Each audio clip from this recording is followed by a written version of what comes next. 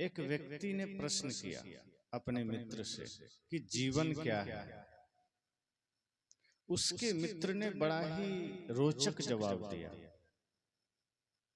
उसने कहा कि सोमवार को जन्म हुआ, मंगलवार को बड़ा हुआ, बुधवार को पढ़ने गया, गुरुवार को नौकरी लगी, शुक्रवार को शादी हुई, शनिवार को बीमार हुआ, रविवार को मर गया।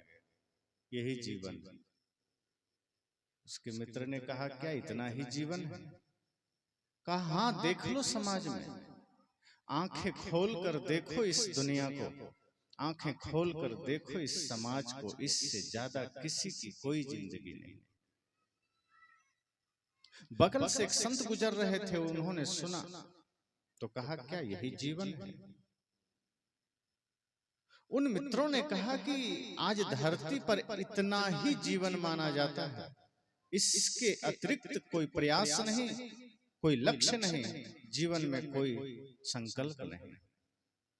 संत ने कहा जन्म लेना, पढ़ना, बड़ा होना, नौकरी हासिल करना, विवाह करना, बीमार होना, मर जाना, क्या इसी को जीवन कहते हैं?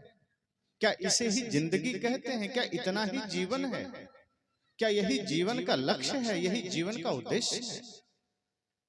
उन लोगों ने कहा कि मुझे नहीं पता, लेकिन मैं जो देख रहा हूं आज समाज में वो इतना ही है। संत ने कहा अगर इसे तुम जीवन कहते हो तो फिर मृत्यु किसे कहोगे? क्योंकि जिस जीवन में धर्म नहीं है, जिस जीवन में प्रेम नहीं है, जिस जीवन में सत्य नहीं है, जिस जीवन में परमार्थ नहीं है, वो जीवन नहीं, वो तो मरघट है, मुर्दा है, शमशान है। जिस जीवन में सिर्फ शरीर के लिए जिया जाए वो जीवन नहीं हो सकता। और जरा सोचिए हमारा जीना शरीर के लिए ही तो। कभी हम सोचते हैं कि अपने लिए, आत्मा के लिए जिया जाए, अपने लिए कोई तप किया जाए? हमारा सब कुछ शरीर के लिए हो रहा है, हमारी सारी क्रिया शरीर के लिए हो रही है।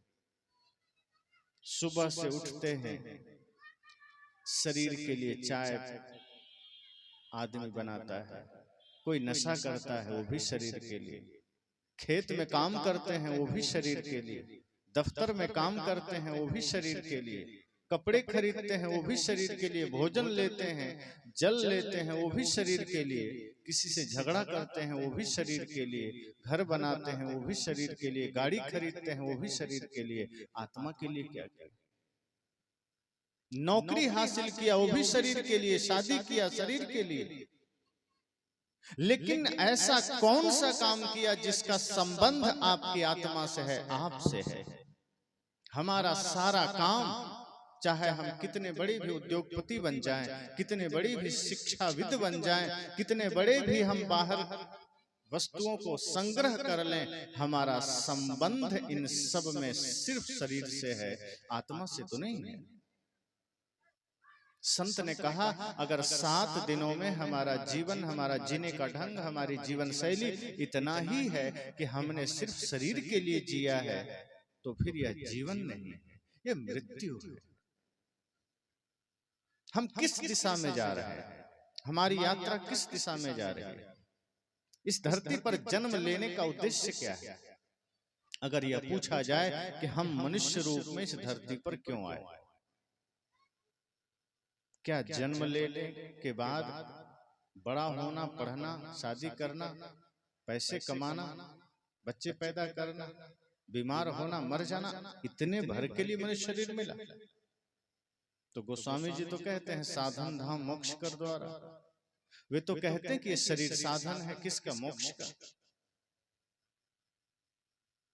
माता सबरी तो कहते हैं प्रभु मुझे भक्ति का ज्ञान दे दो, मुझे कुछ और नहीं चाहिए, क्योंकि ये शरीर भक्ति के लिए मिला है, खेलने खाने कमाने के लिए शरीर नहीं मिला है, नफरत करने के लिए शरीर नहीं मिला है, चोरी करने के लिए शरीर नहीं मिला है, हिंसा करने के लिए शरीर नहीं मिला, घर मकान सिर्फ बनाने के लिए शरीर नहीं मिला है।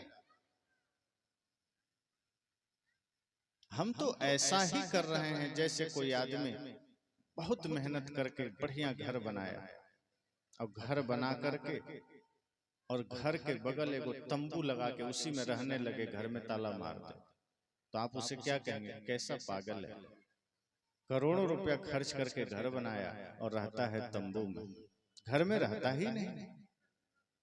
इसी तरह जिस मार्ग पर चलने के लिए यह मनुष्य शरीर मिला, जिस धर्म के पथ पर चलने के लिए मनुष्य शरीर मिला, जिस प्रेम के पथ पर चलने के लिए मानव शरीर मिला, हम वही नहीं करते हैं, बाकी तंबू गाड़ करके दुनियादारी, माया, मोह, प्रपंच में लगे हुए।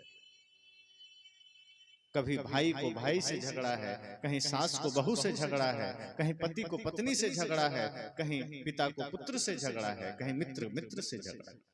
इसके अतिरिक्त है क्या? कहीं धन की बात आई तो झगड़ा है, कहीं पद की बात आई तो झगड़ा है, कहीं प्रतिष्ठा की बात आई तो झगड़ा है। स्वार्थ में सारा संसार जल रहा है, परमार्थ का भाव कहां? दूसरे भी सुखी हो सके ये भाव कहां है? दूसरे भी आनंदित हो सके ये भाव कहां है? आज मंदिर और मस्जिदों में भी भीड़ ऐसे ही लोगों की है जो वहां जाकर हाथ जोड़कर ये कहते हैं, प्रभु मुझे तो मेरी झोली भर देना, अब पड़ोसी को तो कंगाल कर देना, मेरा तो 2 मंजिला घर बना देना और पड़ोसी के तो झोपड़ी में भी आग लगा देना। यही ख्याल लेकर तो हम मंदिर में खड़े होते। परमार्थ का भाव कहां है? आनंद का भाव नहीं है। जहां ऋषियों ने कहा था सर्वे भवन्तु सुखिनः सर्वे सन्तु निरामया, कि सभी सुखी रहें, सभी निरोग रहें, सभी संपन्न रहें। आज हम कहते हैं बस मैं ही सुखी रहूं, मैं ही निरोग रहूं, मैं ही संपन्न रहूं। परमार्थ का भाव जिस जीवन में नहीं है वो जीवन, सदगुरु कबीर ने कहा, मुर्दा है, वो जीवन नहीं।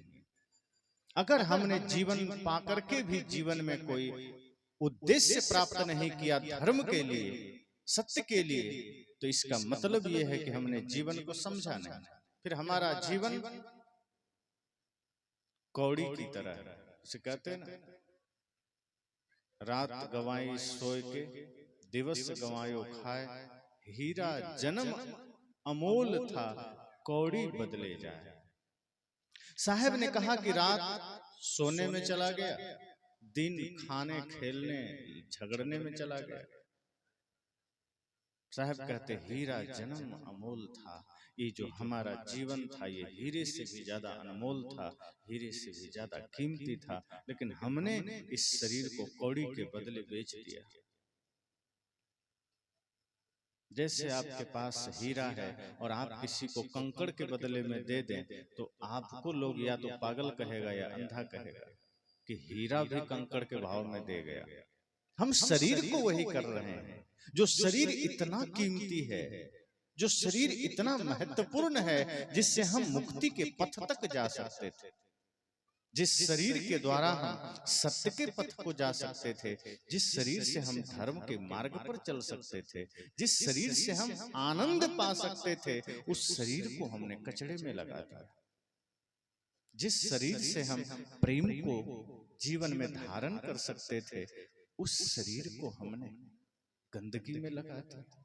कहीं किसी की निंदा, किसी की शिकायत, किसी की चुगली। जहां 4 आदमी बैठ गए, ज्ञान की बातें थोड़े करते हैं, 4 आदमी बैठे नहीं कि किसी की निंदा बुराई शुरू हो जाती।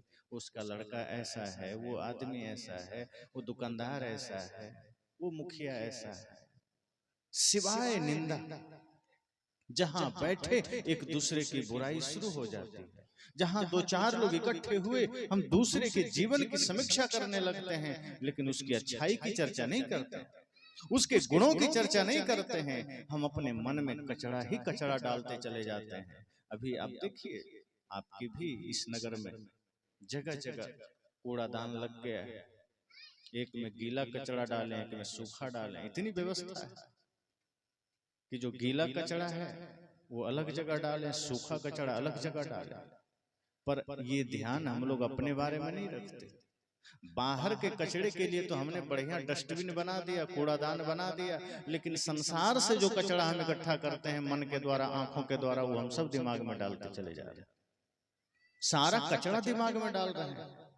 किसी की बुराई देखा, दिमाग में डाल दिया, किसी का दुर्गुण देखा, दिमाग में डाल दिया। कहीं कुछ गलत दृश्य देखा उससे भी डाल दिया, कुछ गलत शब्द है उसे भी डाल दिया।